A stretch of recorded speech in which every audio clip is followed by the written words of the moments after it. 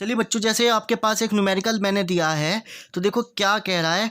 The velocity of a particle is given by v बराबर 2t² + 5 centimetre पर second. Find the acceleration at t बराबर 2 second. तो अभी जैसे बच्चों हमने दो इक्वेशन में पहले किया था और एक तीसरी इक्वेशन में अभी हमने किया है, तो उसी पर बेस ये क्वेश्चन है आपके पास, जो आप लोगों के कई बार इस तरीके के क्वेश्चन आपसे पूछे जाते हैं। तो बच्चों इसमें आपको क्या दे रखा है, वेलोसिटी दे रखी है 2t² + 5 सेंटीमीटर पर सेकंड, और एक्सीलरेशन आपको निकालना है। कितने टाइम पर निकालना है? जब टाइम बराबर 2 सेकंड है।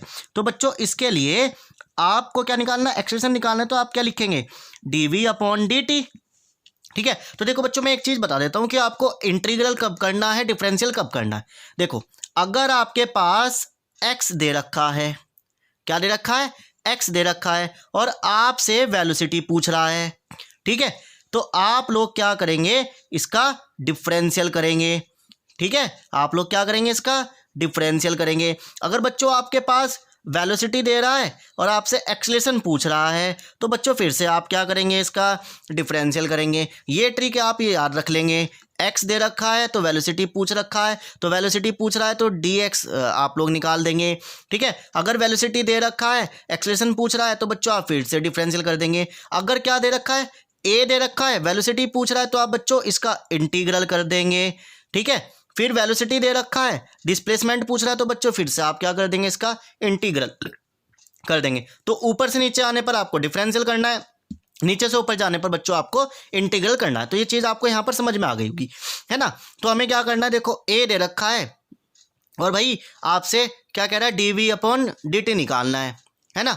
तो यानी वो सॉरी v दे रखा है, a एक्सीलरेशन पूछ रहा है, तो बच्चों इसके लिए a लिखेंगे as it is, d/dt as it is. Velocity की वैल्यू कितनी हो जाएगी, 2t² + 5 हो गया, है ना। ये इसने यहाँ पर लिख दिया। अब बच्चों इसका डिफरेंशियल कैसे करेंगे, तो आप जानते हैं कि ये जो 2 है ये कांस्टेंट है, बाहर आ जाएगा, अपॉन मल्टीप्लाई में dt/dt, t² as it is. एक बार आप लोग इसके साथ मल्टीप्लाई कर देंगे, d/dt 5। ठीक है बच्चों, ये हमने इस तरीके से यहाँ पर लिख दिया।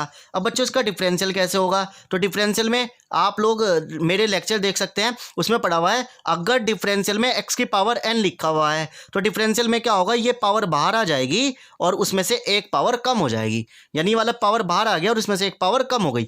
तो बच्चों ये तो 2 ऐसा कैसे रहेगा, ये 2 है, ये बाहर आ जाएगा और एक पावर कम हो जाएगी, तो यानी 1 बच जाएगा। ठीक है, अब देखो इसमें t नहीं है, यानी सिर्फ कांस्टेंट वैल्यू है। तो बच्चों जिसमें नीचे t है और ऊपर t नहीं है, या नीचे x है ऊपर x नहीं है, नीचे कुछ भी और अदर चीज़ है और ऊपर वो चीज़ नहीं है, तो यहाँ पर ये वाली वैल्यू क्या हो जाती है, आप लोगों की 0 हो जाती है। ठीक है बच्चों, तो कितना आ गया आपके पास, 4t आ गया। क्लियर। अब उसने क्या कहा है भाई, आपके पास जो एक टाइम है वो कितना है, 2 सेकेंड है, तो आप टाइम की जगह 2 रख दो, तो बच्चों कितना आ गया आपके पास, 8 सेंटीमीटर पर सेकंड का स्क्वायर आ गया। तो इस तरीके से ये वाला न्यूमेरिकल यहाँ पर कंप्लीट हो गया।